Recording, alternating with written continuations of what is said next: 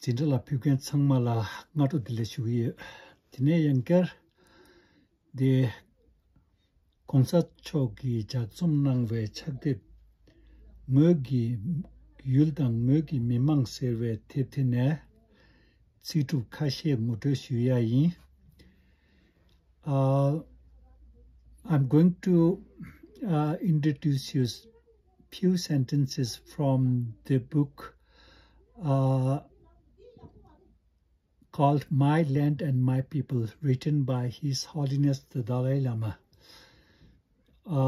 यसरी अब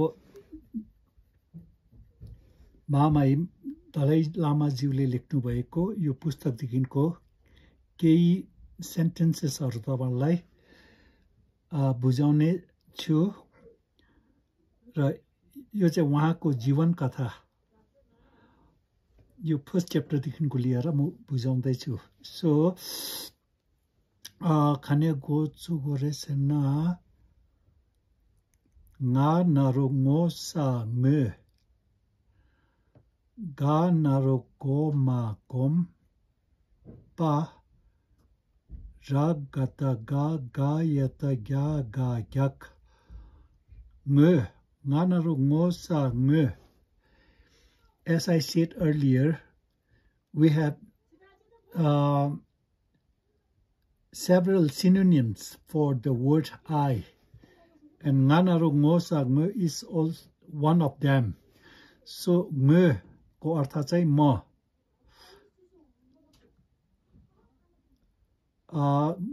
Ma ali jaldi भाषामा चाहिँ nganaro nga भन्ने गर्छ र लिखित भाषामा चाहिँ nganaro ngo sa nge पनि लेखिन्छ. nganaro ngo sa nge ma ga naro go ma gom pa ragata ga gayata gya ga gyak gomba gyak to work work WALK work ma hirnu shadingbo she sa she sakata ka ba sa kap. At the time I knew how to work. At the time, I knew how to work. Ma hirnu जानेको समय त भन्दैन हिँड्नु सकेको समय when I was able to work WALK work panaro pora porpa ball BOWL ball Sherpa Tamang Yelmo उनीहरुले चाहिँ फोरु भन्छ फोरु चाहिँ कहाँदेखिको आउँदैछ फोरपा पेला फोरपा भन्ने पेला जसमा हामी थुक्पा खान्छौ पेला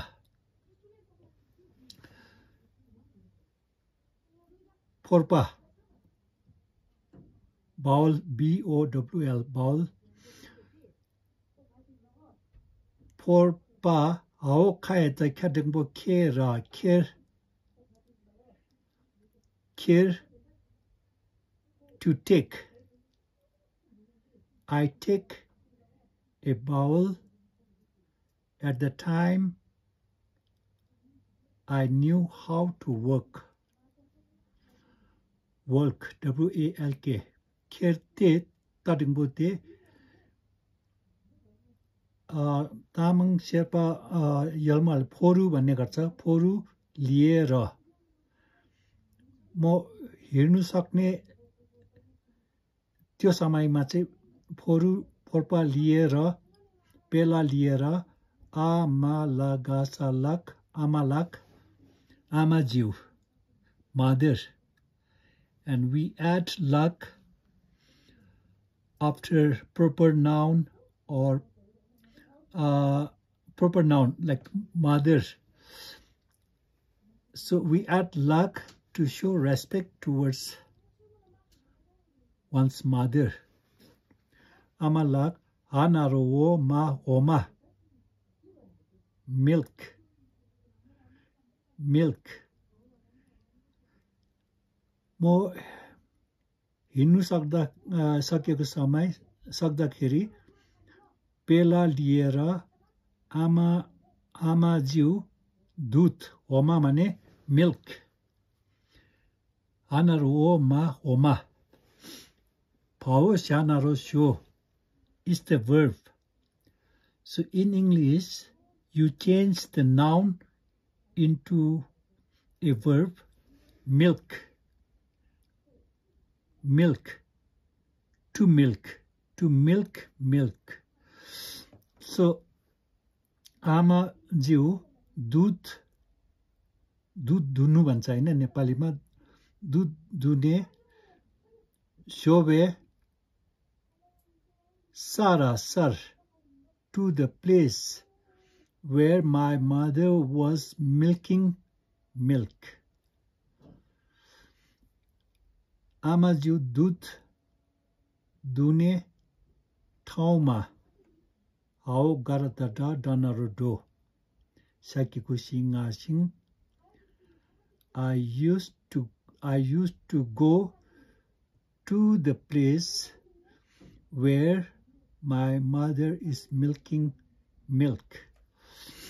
सकेको सिंगासिङ कोमा दूध दुने ठाउँमा जाने गर्थ्यो र थाटेको थिए र थिएर over there त्यहाँ माओ जानारो जो मानारो मो Jomo is a mixture of cow and yak, so hybrid of yak and cow. Zomo like hybrid of donkey and horse is called mule. Likewise, hybrid of yak and cow is called zomo. Manaro mo akikui zomo anaro ma homa. Milk of zomo. Bao shanaro sho sa she to milk of zomo. Dunu she ma taga takpa. Matakpa.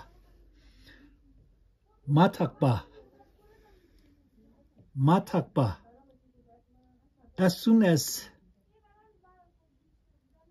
milk of zomo was milked, matakpa, as soon as, right away, right after milking, zomo ko दूध दुनु बित्तिकै matakpa दुनु बित्तिकै चा वनारो वोरावर्स छावर hot तातो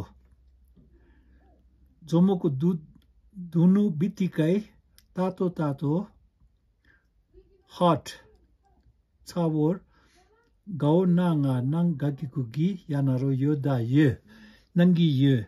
She used to give me a milk of zomo right after milking the milk. So zomo ko दूध दुनु बित्तिकै तातो मलाई दिने गर्थ्यो. बायता चा मानारो मो छामो. Hen. Hen, hen. Yanaro yoda yosarasar yosar. Where at the place where there were hens. Bayada cha manaromo chamo. Kukra bayeko ठाउँमा. Chamo kukra yosar bayeko ठाउँमा गानारो go nga gonga an egg or eggs. Anda. Kukra भएको ठाउँमा अन्डा लाडिङबो लेना lane पारा पर गाउतना रोतो ngatong gauna nganang khagi kuki yanaro ye da ye. She used to send me to collect the eggs at the place where there were hens. So, gonga yosar ya kukrako khorma anda linu पठाउनु हुन्थ्यो तोङनाङ माने मान गरेर so पठाउनु हुन्थ्यो इन्थ्यो सानारोसो गासा सोक etc and so forth to name some of it etc इत्यादि नेपालीमा इत्यादि कुखुराको खोरमा अन्डा लिनु पठाउनु भएको इत्यादि दारादानाटेन सानारोसो सास्यो कायता क्याक्याकिकुकी आओ दासेब्जु दुगादुक Tensogiduk. I remember such thing as sending me to collect the eggs.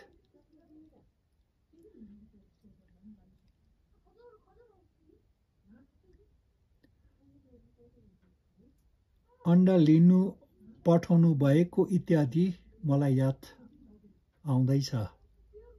आउँछ ngasa nge khaita kya khakiku kima kim bayata cha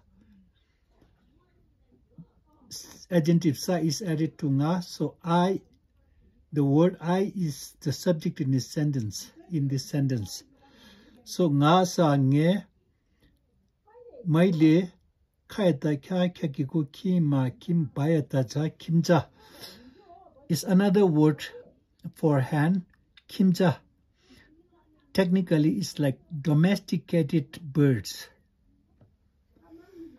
or birds at home ngasa nge khaita khekiku kima kim bayata cha nanga nang bawsa kikushi na shin nangshin as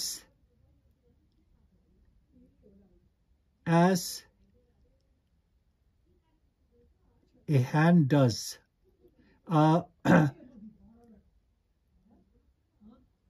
as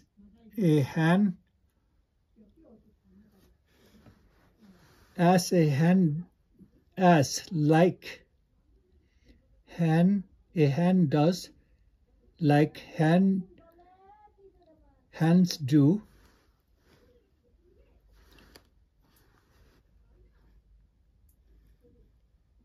and here it means the rooster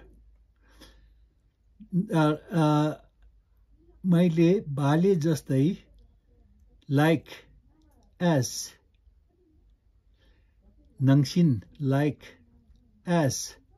nangshin kao danga danga fans danga la ao jadingbo je ga sa jek to climb a fence नेपालीमा के भन्छ कुखुरा भाले जस्तै बारमा चढेर जेक चढ्नु ते चढेर बायता छ सकतका यता क्या दा सकतका दा के बायता छ सकतका दा के बायता छ सकतका दा के भौ रगतगा गयता ग्या बा ग्याप्पा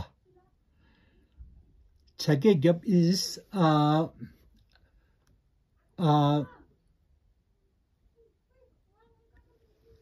rooster to crow. मैले भाले जस्तै बारमाथि चढेर भाले बाँसेको पनि याङ पनि Daradatan sanaraso sasuka yatakaki ao dashachuduga duk tensugi duk. I remember even crowing like a rooster, having climbed a fence like a rooster. र बाली जस्तै फेन्स बार भन्छ हैन बारको माथि चढेर भाले बासेको जस्तै गरेको पनि याद आउँछ. I remember crowing like a rooster after having climbed the fence like a rooster.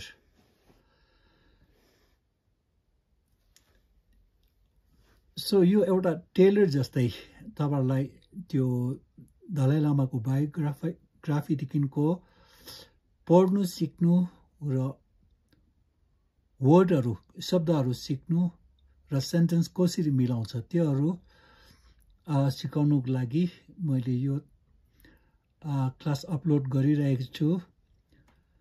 अनि यहाँदेखिको के देख्नुमा आउँछ भन्दाखेरि हाम्रो पुरानो भाषामा एकदमै गहिरोमा जाँदाखेरि तामाङ योल्मो डुक्पा निवार मनाङ्के अब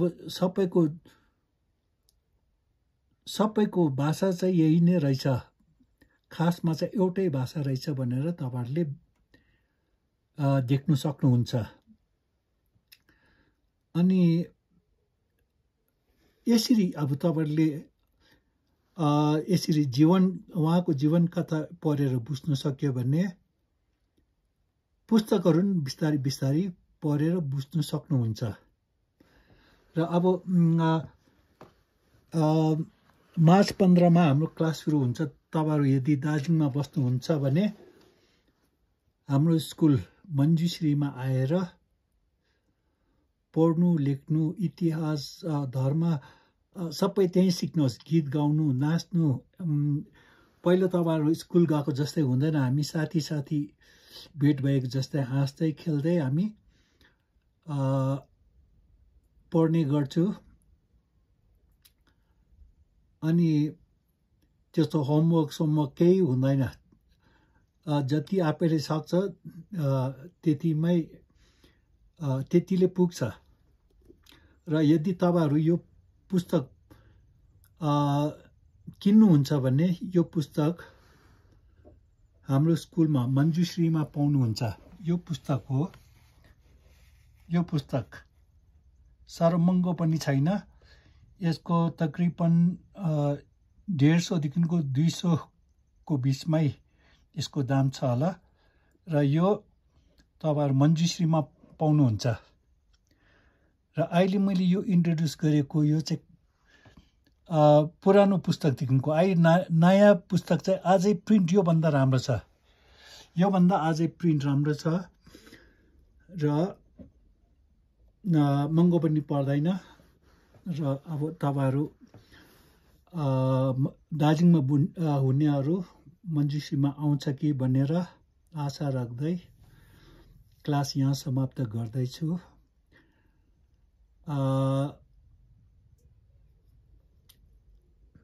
So if you want to buy this book, it is available at our school and it's not expensive. I think the price is in between 150 to 200. And the new edition is better than this. The print is print and the paper quality is much better than this. And if you want to buy this book, you can get it from our school or from Dharamsala. So with this, I will have to stop my class here. Thank you for coming to the class. Jindala Pepala Tuchenang, Sangin Jelyong. See you tomorrow.